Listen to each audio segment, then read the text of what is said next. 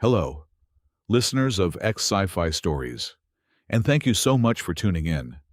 Our channel has recently been demonetized by YouTube, leaving us without the funds to continue operating.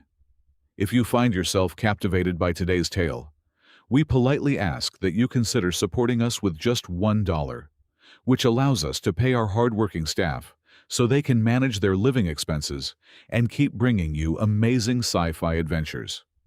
You can easily support us by scanning the QR code right here on the screen, or by clicking the donation link located in the description or the comment section below. She was a creature of flawless, crystalline grace, born to skies of woven starlight and gentle winds.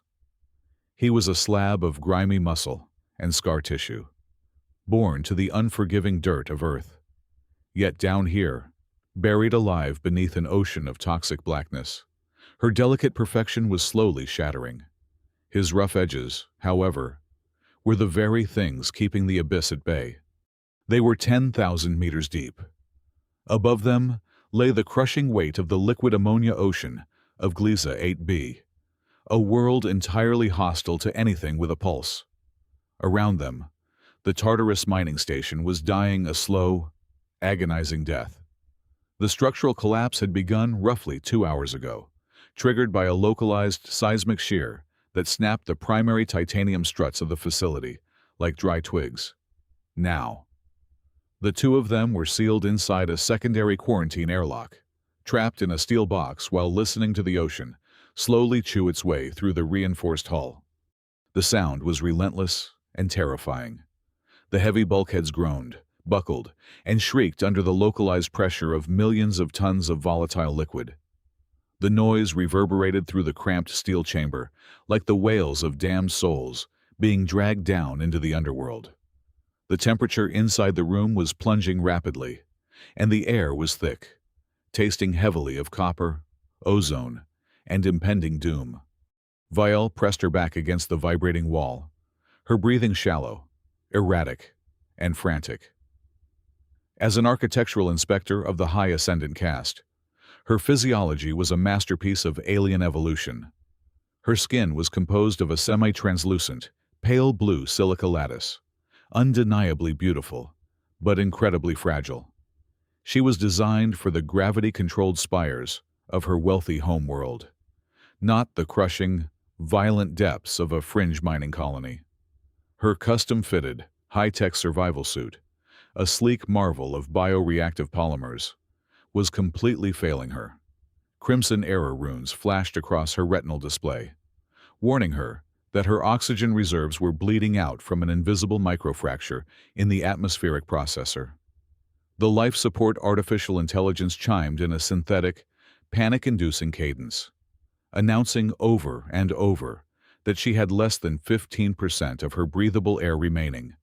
She trembled violently, wrapping her slender arms around herself, watching the human sitting on the floor grating just a few feet away.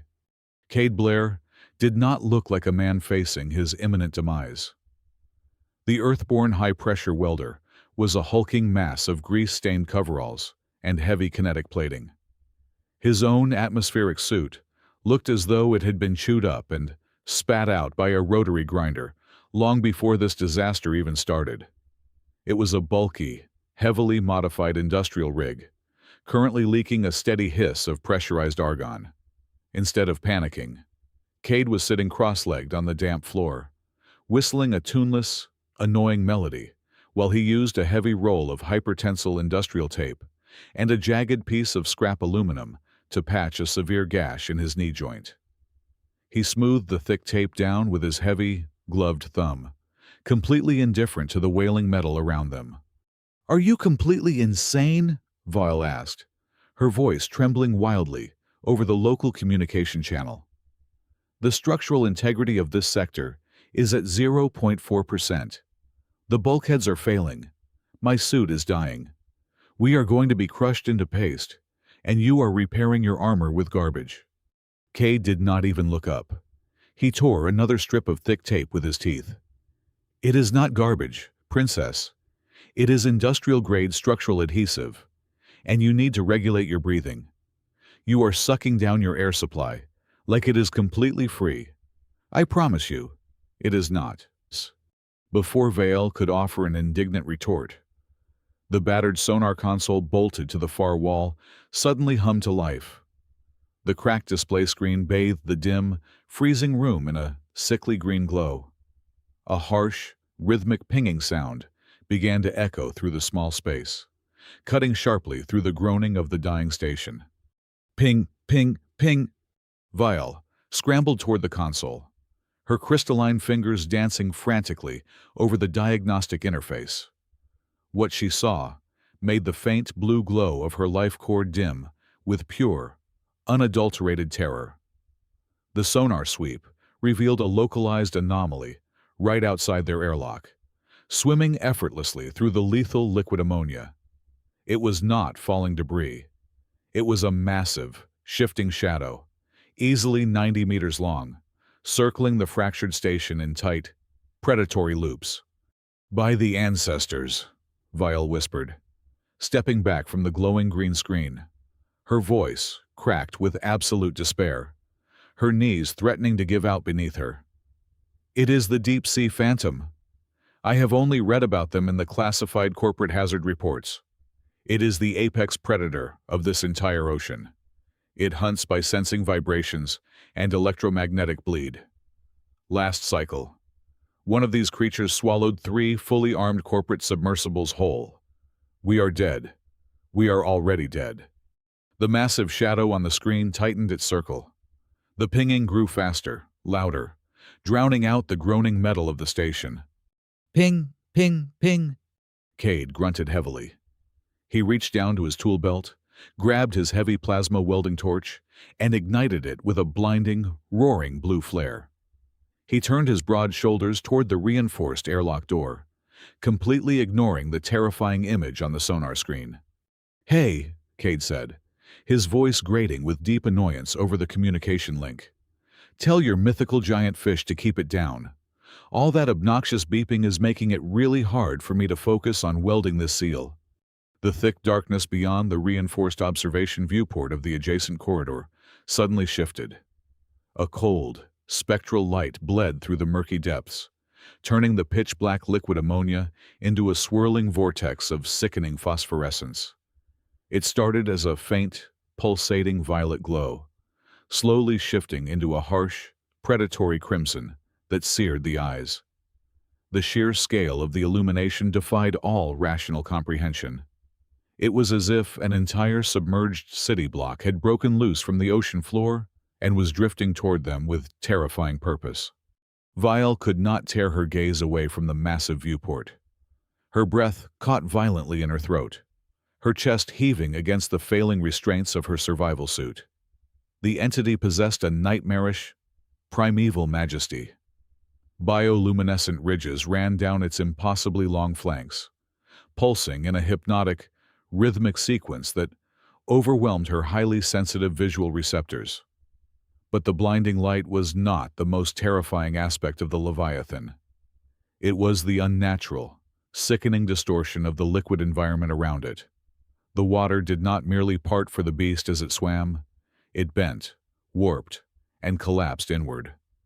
The creature biologically generated localized gravity vacuums, swirling microsingularities that it used to rip apart the dense, atmospheric pressure of the deep sea and effortlessly shred anything unfortunate enough to be caught in its wake.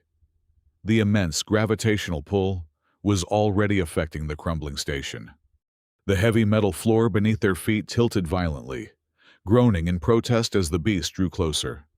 The monster did not blindly ram the station. It simply nudged the exterior plating with the side of its colossal, heavily armored snout, testing the boundaries of its trapped prey. The physical impact was barely a gentle tap for a biological machine of that magnitude. Yet the structural result was catastrophic. The meter-thick reinforced transparent aluminum, meticulously engineered to withstand the crushing, relentless weight of a 10,000-meter deep ocean, let out a deafening, agonizing shriek. Vile watched in absolute, paralyzing horror as a massive spiderweb crack exploded across the center of the observation viewport. It was instantly followed by a sickening, high-pitched hiss that cut through the heavy air. A fine mist of toxic, sub-zero liquid ammonia began to spray into the observation corridor, turning the enclosed atmosphere instantly lethal and freezing the steel grating solid upon contact.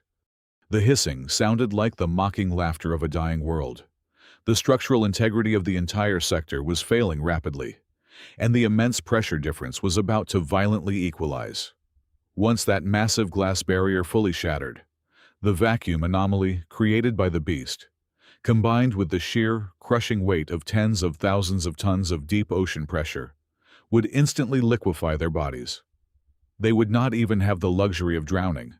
Their organic matter would simply cease to exist in any recognizable form. Vial closed her eyes tight. Her highly evolved mind, usually capable of processing dozens of complex architectural variables simultaneously without strain, simply shut down. There was no scientific logic left to apply, no structural equation that could solve a catastrophic failure of this magnitude. There was only the cold, hard certainty of an agonizing, drawn-out death. With trembling, crystalline fingers, she reached down into a concealed, magnetically sealed compartment on her utility belt. She withdrew a small, sleek cylinder made of polished silver. Inside rested a single, highly potent synthetic neurotoxin capsule. It was a standard-issue Mercy for the high ascendant caste. A quiet, painless exit strategy meant strictly to spare the nobility from the indignities of torture, capture, or, in this specific case, being crushed into biological pulp by an unfathomable deep-sea nightmare. She brought the silver cylinder upward toward her faceplate's emergency intake valve. She just had to bite down hard on the trigger mechanism, and her advanced nervous system would gently power off within 3 short seconds. It was the only logical choice remaining. It was a peaceful embrace of the inevitable. A heavy, grease-stained kinetic gauntlet suddenly swatted the cylinder out of her hand with the unstoppable force of a hydraulic press. The silver tube clattered uselessly across the vibrating steel floor grating, rolling straight into the expanding, bubbling pool of freezing liquid ammonia and dissolving out of sight. Vial gasped sharply, her glowing eyes snapping open to glare at the human. "What are you doing? That was my only chance for a dignified end." Cade Blair hovered over her, his massive, heavily armored frame blocking out the terrifying crimson glow of the monster outside. His rough expression was not one of fear, or panic, or even grim acceptance. It was a look of sheer, unadulterated aggravation. He looked exactly like a tired man who had just been told his favorite diner was completely out of coffee after a long shift. "Nobody is dying on my watch, Princess," Cade growled, his voice a low, heavy, irritated rumble over the local comms channel. "Especially not by checking out early like a coward. I have been working in this freezing hellhole for 12 straight hours. I am currently owed 4 hours of time and a half for this mandatory emergency shift, plus a union-mandated hazard bonus. If my commanding officer logs me as officially deceased, those corporate bloodsuckers in accounting will absolutely void my contract and keep every single credit of my overtime pay. And I am absolutely not letting that happen today." Vial stared up at him, her highly logical mind struggling to process the sheer, infuriating absurdity of his reasoning. "Overtime pay. Are you completely incapable of understanding our current reality? Look outside that window. The god of this dark ocean is literally at our door. We are about to be erased from existence." Cade snorted loudly, turning his broad back on her. He did not frantically look for a place to hide. He did not brace his body for the impending catastrophic impact. Instead, he dropped heavily to one knee and began violently ripping apart the thick protective casing of his heavy industrial plasma welder. He completely ignored all embedded safety protocols, tearing out the heavy magnetic containment seals with his bare, armored hands. A blinding, searing white light instantly spilled from the ruined tool, illuminating the dark room like a miniature sun.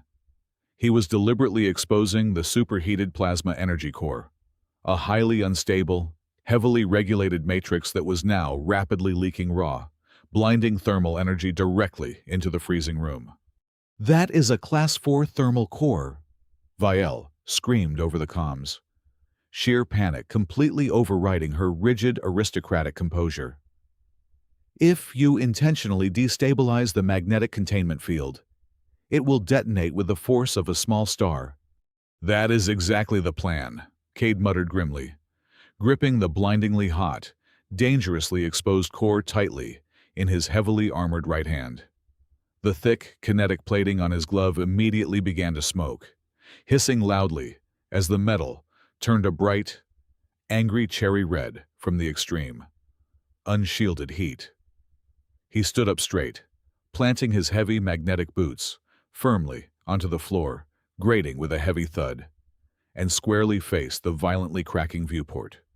The final, deafening metallic groan echoed through the drowning chamber.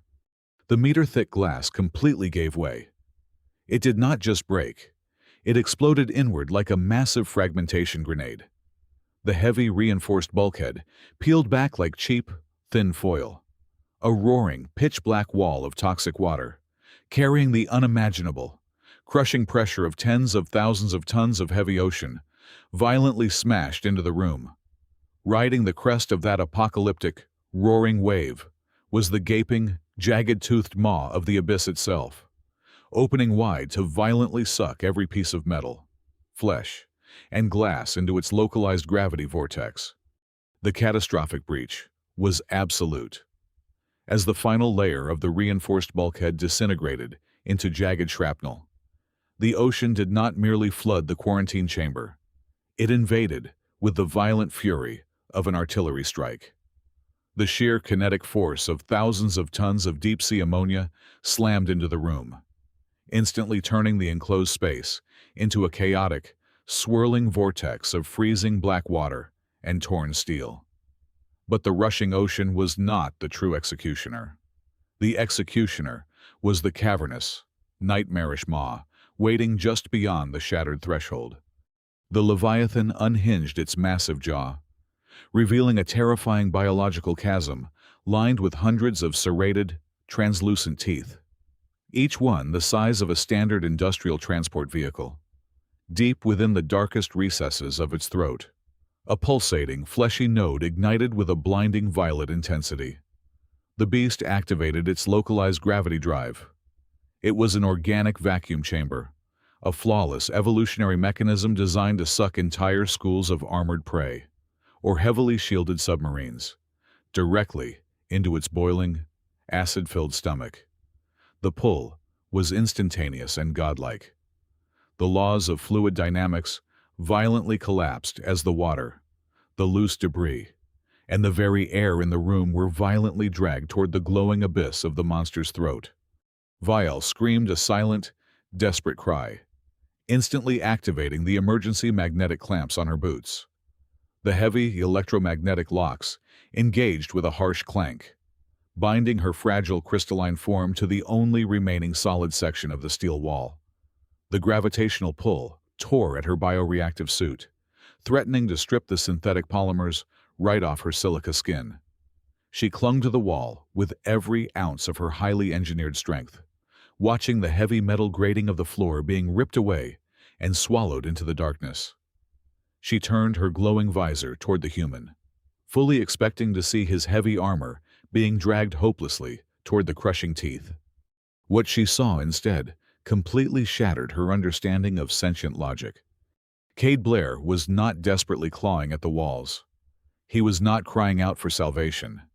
He had deliberately disengaged the heavy magnetic clamps on his boots. As the apocalyptic suction force grabbed hold of his bulky industrial suit, threatening to rip him apart, the human looked directly at the colossal nightmare trying to consume them. And he smiled. It was not a smile of peaceful surrender or noble sacrifice. It was a feral, unhinged, deeply terrifying grin of absolute predatory defiance. It was the smile of a creature born from a death world, a species that had spent its entire evolutionary history fighting things vastly larger, stronger, and more lethal than itself. Instead of resisting the catastrophic pull of the beast, Cade used it. He squatted low on his heavy kinetic legs, the servos whining loudly under the strain, timing his movement with the peak intensity of the vacuum surge. He kicked off the heavily dented bulkhead with explosive, bone-rattling force. He did not just let the monster pull him in. He launched himself like a heavy kinetic missile, riding the catastrophic suction wave directly toward the gaping, tooth-filled maw. From her desperate vantage point pinned against the wall, Vial watched the scene unfold in agonizing, cinematic slow motion. It was a spectacle of pure, unadulterated madness. She was witnessing a tiny, insignificant speck of soft flesh and fragile bone intentionally throwing itself into the crushing jaws of the most perfect, unstoppable killing machine this hostile planet had ever produced. It was a total rejection of the fundamental instinct to survive. It was the sheer, chaotic recklessness of humanity laid bare. Cade flew through the freezing, churning black water, tucking his heavy frame into a tight, armored spearhead. He cleared the first row of gigantic, razor-sharp teeth by mere inches, the jagged edges easily slicing through the thick outer layers of his kinetic plating. He plunged deep into the blinding, swirling violet light of the creature's gravitational vortex, surrounded by the deafening roar of rushing ocean and the sickening smell of organic acid. He had precisely 2 seconds before the crushing atmospheric pressure of the vacuum chamber pulverized every bone in his body into fine powder. As he hurtled helplessly through the glowing biological tunnel, his eyes locked onto the source of the vacuum pull. It was a massive, soft, pulsing sack of translucent, jelly-like tissue dangling precariously from the roof of the monster's cavernous palate. It was the gravity control organ, completely unarmored and deeply vulnerable from the inside. With a furious, primal roar that tore his throat raw, Cade raised his right arm. He gripped the violently unstable, superheated plasma core of his ruined welding tool, ignoring the fact that the intense thermal energy was rapidly melting right through his heavy kinetic gauntlet and searing his flesh. He drove his arm upward with every ounce of brutal, earthborn strength he possessed. He plunged the blindingly hot, completely unshielded plasma core deep into the center of the soft, pulsating gravity organ. The reaction was catastrophic and instantaneous. The superheated plasma, normally contained by heavy magnetic fields, was suddenly injected directly into a highly pressurized, sub-zero biological vacuum. The thermal shock was unimaginable. The localized plasma explosion detonated with the concussive force of a heavy tactical warhead, completely confined within the fleshy walls of the Leviathan's throat. A blinding flash of pure white energy erupted from the creature's jaws, vaporizing the surrounding liquid ammonia instantly into a massive, rapidly expanding bubble of superheated steam. The concussive shockwave from the point-blank detonation hit Cade like a runaway freight train. The sheer kinetic force of the blast violently ejected him from the monster's mouth, firing him backward through the churning water with lethal velocity. He flew across the destroyed quarantine chamber and slammed back first into the unyielding solid steel of the rear bulkhead. The sickening, hollow crunch of multiple ribs shattering on impact echoed sharply over the local communication channel, followed instantly by a harsh, wet gasp for air. His heavy industrial suit crumpled under the severe impact, the kinetic plating warping inward and pinning him against the cold, unforgiving floor. But the apex predator of the deep was faring much worse. The internal plasma detonation had completely obliterated its delicate gravitational array. The monster threw its massive, heavily armored head backward, letting out a deafening, agonizing shriek that violently shook the remaining foundations of the mining station. The sonic force of its pain shattered every remaining glass fixture in the sector. It began to thrash wildly, its colossal body slamming against the exterior hull of the station, tearing huge chunks of metal away in its blind, frantic agony. The once pitch-black ocean around them was suddenly illuminated by a terrifying, chaotic light show. The Leviathan was bleeding out, heavily pumping thousands of gallons of intensely bright, neon blue bioluminescent blood from its ruined jaws into the freezing currents. It writhed and twisted in the glowing, toxic sea, a ruined god brought low by the sheer, suicidal audacity of a single, underpaid human. The colossal mass of the deep-sea predator abruptly ceased its violent thrashing. Through the catastrophic breach in the quarantine chamber, the glowing neon blue blood of the Leviathan rapidly dulled, mixing with the dark, freezing currents of the ammonia ocean. The creature's massive internal cavities, now completely ruptured by the localized plasma detonation, began to flood uncontrollably. Its impossibly large, heavily armored carcass swelled grotesquely for a brief moment before the sheer weight of its own ruined anatomy dragged it downward. It sank rapidly into the lightless abyss, leaving behind a churning wake of toxic debris and a suffocating, unnatural silence. Inside the flooded, half-destroyed room, the freezing black water sloshed violently against the remaining bulkheads. Floating amidst the twisted wreckage of the steel floor grating was the heavily armored, ruined form of the human.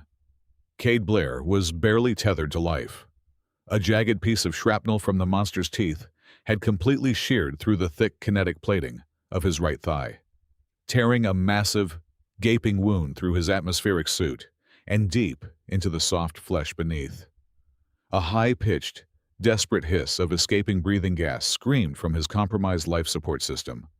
Vile remained magnetically clamped to the wall, her silica skin glowing faintly with residual terror. Her highly analytical mind immediately processed the grim biological mathematics of the situation. The human suit was fatally breached. The highly toxic, sub-zero liquid ammonia was actively seeping into his open wound. Based on her understanding of Earth biology, Cade should have experienced instantaneous, catastrophic toxic shock, followed immediately by fatal depressurization and cardiac arrest. He was supposed to be completely, irreversibly dead within 3 seconds. Yet, the heavy, grease-stained kinetic gauntlet suddenly twitched. With a horrifying, wet groan that rattled over the open communication channel, Cade rolled his bulky frame over in the shallow, freezing water. He did not die. Instead, he forced his massive hands onto the warped floor and began to drag his mangled body toward the flickering emergency control panel. Every agonizing inch, he moved left a thick, dark trail of crimson human blood that stubbornly refused to freeze. He reached the base of the console and slumped heavily against it, his helmet violently shaking as he coughed up thick mouthfuls of dark, coagulated blood that splattered the inside of his cracked visor. He had no advanced trauma kit. There were no bioreactive dermal regenerators or localized neural anesthetics in this ruined industrial sector. There was only a battered tool belt. Cade reached down with a trembling hand and unclipped a heavy, industrial-grade thermal insulation foam canister, a highly toxic chemical compound designed exclusively for sealing high-pressure pipe leaks. He ripped the nozzle off the canister with his teeth, spat it out, and jammed the heavy metal tube directly into the massive, bleeding rupture in his thigh armor. Vile watched, her eyes widening in absolute revulsion, as the human firmly squeezed the trigger. The thick, rapidly expanding polyurethane foam blasted directly into his open, torn flesh and shattered muscle tissue. The chemical reaction was instantaneous and violently exothermic, expanding rapidly to fill the void while burning at nearly 150 degrees. It was a crude, barbaric tourniquet, searing his blood vessels shut and brutally plugging the suit breach with hardened industrial plastic. Cade threw his head back against the steel console. He did not scream. Instead, his jaws clamped shut with terrifying, animalistic force. He bit down so hard on his own lower lip that fresh, bright red blood instantly burst from his mouth, running down his chin. The heavy muscles in his neck strained like thick steel cables. his entire body convulsing violently from the sheer, overwhelming agony of the chemical burn tearing through his nervous system. He sat there for 30 agonizing seconds, panting heavily, riding out a wave of pain that would have instantly short-circuited the highly evolved neural pathways of any high-ascendant noble. Finally, the heavy heaving of his chest began to slow into a steady, rugged rhythm. He blinked heavily, looking down at his left arm. It was hanging completely limp at his side, dangling at a sickening, unnatural angle. The extreme kinetic impact against the rear bulkhead had violently completely dislocated his shoulder, tearing the heavy ball joint entirely out of its socket. Cade let out a low, irritated sigh. He did not wait for assistance. He did not look for a medical brace. He simply dragged himself upright, planting his magnetic boots firmly onto the floor. He rotated his torso, took a deep breath, and violently slammed his ruined left shoulder directly into the solid steel wall of the bulkhead. A sharp, dry, echoing crack rang out through the ruined chamber. The heavy bone was brutally forced back into its socket. Cade let out a sharp grunt, rolled the newly relocated shoulder in a slow, testing circle, and reached out with his now functioning left hand to grip the edge of the control console. Vile was completely paralyzed. A deep, physical wave of nausea washed over her delicate crystalline form. Her highly refined sensibilities were utterly disgusted by this display of primitive, unapologetic savagery. It was crude, it was messy, and it defied every civilized medical protocol in the known galaxy. But slowly, that disgust began to curdle into something else. It shifted into a profound, chilling sense of awe. She stared at the hulking, bleeding, battered human covered in industrial foam and toxic water. He was a creature of soft flesh and fragile bones, trapped in a dying steel box at the bottom of a hostile alien sea. Yet he simply refused to stop moving. Vile realized, with a deep shudder that vibrated through her silica lattice, that this human did not lack the capacity to fear death. He simply, fundamentally, and stubbornly refused to accept it. To Cade Blair, death was not a biological inevitability. It was just another workplace inconvenience that he was absolutely determined to ignore. The journey to the Sector 7 emergency evacuation bay was an agonizing, suffocating crawl through the decaying arteries of the Tartarus station. The ambient lighting had completely failed, replaced by the chaotic, strobing red glare of emergency hazard beacons. Thick, toxic smog hung heavily in the freezing air, reeking of melted copper and raw ammonia. Every heavy step Cade took forced a sickening squelch from the hardened industrial foam, packing his shattered thigh, leaving a smeared, steaming trail of human blood across the frost-covered steel grating. Vale walked rigidly beside him, her internal power core emitting a desperate, fading pulse. They reached the massive, heavily reinforced blast doors of the primary pod bay. Inside, the cavernous room was deadly silent. Row upon row of sleek, titanium-plated escape pods lined the launch tubes, but their status indicators were entirely dead. There were no automated welcoming sequences, no pre-flight hum of localized gravity generators. Vile staggered toward the master control terminal, her highly advanced crystalline fingers interfacing seamlessly with the physical data ports. She bypassed the standard user interface, diving directly into the station's root command directory to manually trigger a launch sequence. A cold, perfectly modulated synthetic voice echoed from the overhead speakers, politely informing them that all evacuation protocols were currently suspended under an absolute, Class Omega biometric lockdown. "This is mathematically impossible," Vile whispered frantically, her optical sensors flaring as she tried to force a system override. "The evacuation pods are hardwired to launch upon catastrophic structural failure. They have been manually sealed from the orbital command center. The executives locked us in here." Driven by a sudden, terrifying suspicion, She bypassed the station's localized firewalls and sliced directly into the hyper-encrypted corporate communication logs. As the raw data unspooled across the central holographic projector, the horrifying truth hit her with the crushing, paralyzing weight of a physical blow. A massive, rotating three-dimensional schematic of the Leviathan they had just fought materialized in the dim air. It was not classified under indigenous wildlife. It was stamped with the glowing red insignia of Project Abyssal Void.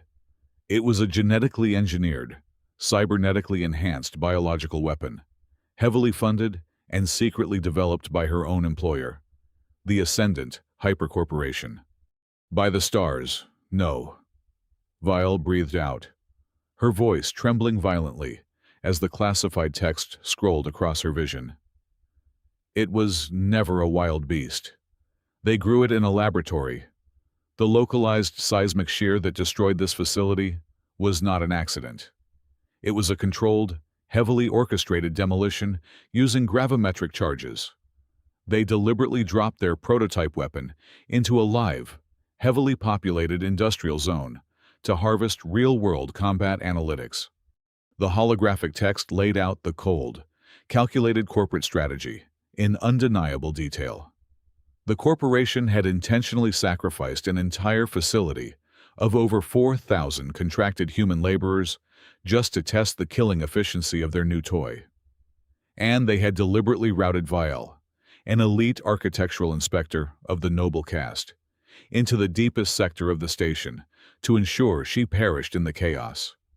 She was not meant to survive and report the structural sabotage. She was just a loose end that needed tying up. Vial collapsed to the frozen floor, the brilliant blue glow of her silica skin fading into a dull, lifeless, shattered gray. The absolute perfection of her species, the grand, supposedly benevolent civilization she had devoted her entire existence to serving, was nothing but a beautiful, highly polished facade built upon oceans of innocent blood. To the board of directors, she was not a respected noble. She was merely an acceptable statistical loss on a quarterly profit margin report. She covered her face, a dry, hollow sob tearing through her chest. Her reality was entirely broken. From the shadows near the entrance, a low, harsh sound shattered her despair. It was Cade. He was leaning heavily against a reinforced support pillar, clutching his ruined leg, and he was laughing. It was a bitter, ugly, cynical laugh. The sound of a man completely unsurprised by the absolute worst of the universe. "You actually thought they cared about you, Princess," Cade wheezed, spitting a glob of dark blood onto the floor. "Corporations do not have citizens. They have disposable assets. And when an asset becomes a liability, it gets liquidated. I figured that out during my first deployment in the Outer Rim Resource Wars." He pushed himself away from the pillar, limping heavily toward the locked terminal. He reached up to his thick neck with his functioning left hand and unclasped a rusted, heavy steel chain. Dangling from it was a pair of archaic, heavily battered military identification tags. With a swift, practiced motion, Cade wedged one of the thick titanium tags between his teeth and bit down with brutal force, violently snapping the heavy alloy entirely in half. Concealed within the hollow center of the tag was a tiny, unauthorized, physical bypass chip, a highly illegal piece of black market hardware designed specifically to scramble top-tier corporate security mainframes. "It is a good thing I never trust the company," Cade muttered grimly. He slammed the raw, exposed circuitry of the bypass chip directly into the terminal's primary data port. The massive console sparked violently. The screen glitched, tearing through tens of thousands of encrypted lines of code in a fraction of a second before turning a brilliant, welcoming green. The heavy pneumatic clamps of pod number 1 disengaged with a loud, hissing release, the armored door sliding open to reveal a cramped, life-sustaining interior. Cade did not waste a single heartbeat. He grabbed Vale by the shoulder of her high-tech survival suit, lifting her fragile frame off the floor, and roughly hurled her into the padded interior of the escape pod. She stumbled and fell backward into the heavy crash seat, her eyes wide with lingering shock.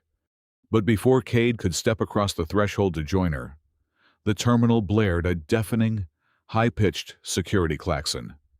The holographic projector abruptly switched from the biological weapon schematic to a live, active security feed of the secondary airlock just down the corridor. A sleek, hyper-advanced corporate stealth vessel had just breached the station.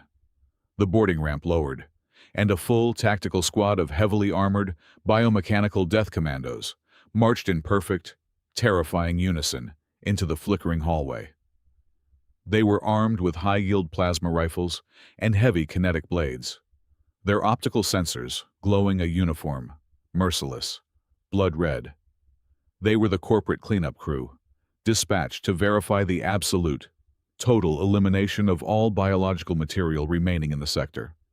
The automated security system coldly announced that heavily armed hostile entities were precisely 30 seconds away from their position. The heavy blast doors of the primary pod bay did not simply open. They were violently vaporized. A concentrated beam of superheated plasma tore through the reinforced titanium lock, reducing the heavy metal to a shower of molten slag. Through the thick, swirling smoke and the flashing red emergency lights, the corporate death commandos marched into the cavernous room.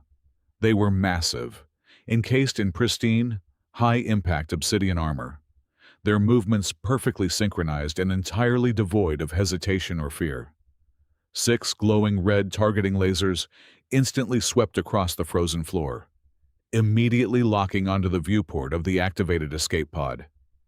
They raised their heavy plasma rifles in perfect unison, preparing to permanently erase the final witness to the Tartarus massacre.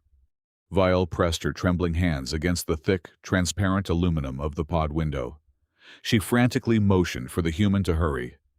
There was barely enough room for his massive frame, but if they compressed the crash webbing, they could both fit. They had exactly 10 seconds before the commandos opened fire. Cade Blair stood outside the pod. He looked at the heavily armed squad marching toward him. He looked down at his shattered, foam-filled leg, his dangling left arm, and his completely ruined atmospheric suit. Then, he looked at Vial through the thick glass. He did not step inside. Instead, Cade reached out with his massive right hand and slammed the heavy armored door of the escape pod completely shut from the outside. The pneumatic seals hissed loudly, instantly locking Vial securely within the pressurized cabin. She screamed his name, but the soundproof barrier completely muted her voice. She hammered her crystalline fists against the glass, her glowing eyes wide with absolute, uncomprehending horror. Cade calmly punched a 4-digit override code into the exterior terminal, locking the pod controls and initiating an immediate automated launch sequence. He picked up his heavy communication headset, which was still wirelessly linked to the pod internal speakers. "Listen to me, Princess," Cade growled, his voice a low, gravelly rumble that completely ignored the lethal threat marching into the room. "The Ascendant Hypercorporation currently owes me 4 hours of time and a half for this miserable shift. They owe me a mandatory hazard bonus, and now they owe me a full replacement cost for this heavy kinetic suit, which I am absolutely certain is not covered under their standard employee insurance policy." He reached down into his utility belt and pulled out a massive, heavily dented titanium wrench. It was easily 3 feet long and stained with years of grease and grime. In his other hand, he held the heavily modified, highly unstable, pressurized thermal foam canister he had used to patch his leg, completely bypassing its safety regulators. "I am not going to let a bunch of heavily armed accounting drones write me off as a bad debt," Cade muttered, rolling his heavy shoulders and cracking his thick neck. "I am going to collect my severance pay right now." From the safety of the sealed pod, Vial was forced to bear witness to a spectacle that would permanently rewrite her understanding of the universe. The lead commando fired a searing bolt of plasma. Cade did not dive for cover. He did not retreat. With a primal, deafening roar that vibrated through the floor plates, The broken, bleeding, unarmored human charged directly into the concentrated line of fire. He moved with a heavy, terrifying, uneven momentum, completely ignoring the agonizing pain of his shattered ribs and his mangled leg. The first plasma bolt grazed his shoulder, searing his flesh, but it did not even slow him down. He closed the distance with terrifying speed, utilizing the thick shadows and the heavy smoke of the ruined bay to slip beneath their targeting algorithms. When he collided with the corporate squad, the result was an explosion of absolute, unbridled savagery. Cade swung the heavy titanium wrench with the devastating force of a wrecking ball. He struck the lead commando directly in the chest plate. The advanced obsidian armor, engineered to withstand heavy artillery fire, violently caved in under the sheer, raw, kinetic fury of a desperate human. The cyborg was thrown backward, its internal systems critically failing. The remaining commandos swarmed him, but their highly advanced, perfectly logical combat algorithms simply could not process the chaotic, suicidal ferocity of their opponent. Cade fought like a cornered beast from a savage death world. He used his sheer mass, throwing his heavy, bleeding body directly into their pristine ranks. When a commando raised a kinetic blade, Cade did not block it. He allowed the blade to pierce the thick industrial foam on his thigh, using the momentary entanglement to reach out and grab the commando by the helmet. With a brutal, sickening twist of his thick wrist, he completely snapped the cybernetic neck, the heavy synthetic spine breaking with a loud, echoing crack. Vile watched, entirely mesmerized and deeply terrified. Cade was tearing through the elite military squad like they were constructed of wet, fragile paper. He moved with a horrifying, fluid grace, born of absolute necessity and overwhelming rage. He was severely outnumbered, severely outgunned, and suffering from catastrophic physical trauma. Yet, he was absolutely dominating the battlefield. He was utilizing every blind spot, every environmental hazard. He slammed his makeshift pressure bomb directly onto the back of a commando, kicking the soldier into a cluster of his squad mates just before the canister detonated in a blinding, concussive flash of superheated foam and shrapnel. The launch countdown reached 0. The heavy gravitational boosters beneath Vale ignited with a massive, deafening roar, as the escape pod violently shot upward through the launch tube, rocketing away from the crushing darkness of the dying station. Vale pressed her face against the glass for one final look. The last image burned into her advanced optical sensors was Cade Blair, standing victorious amidst a pile of heavily armored, completely destroyed cybernetic commandos, raising his bloody titanium wrench toward the ceiling as the ocean finally breached the remaining walls. The pod broke the surface of the alien ocean, soaring high into the dark, stormy sky of Gliesa 8b. Val slumped back into the crash webbing, her silica heart pounding a frantic, entirely new rhythm. The grand, terrifying biological weapon created by her corporation was utterly insignificant. The cold, calculating corporate board members were completely irrelevant.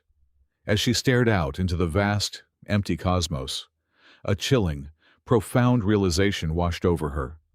The absolute most dangerous, unstoppable force in the entire galaxy was not a heavily engineered monster or a ruthless conglomerate. The ultimate apex predator of the universe was a human being who had been pushed to the absolute edge, and who had not yet been paid for his overtime. Thank you so much to all the incredible listeners of Sci-fi Stories for staying with us until the very end of this journey. We would love to know where you are listening to this story from today, so please drop your city or country in the comments below. If you found today's story thrilling and want to help us keep this channel alive, we humbly ask for your support. Just $1 makes a massive difference for our completely demonetized channel. Your generous contribution helps us pay our dedicated staff, allowing them to support their families and continue creating even more amazing sci-fi adventures for you. You can easily donate by scanning the QR code right here on your screen, or by clicking the secure donation link provided in the description and the pinned comment below.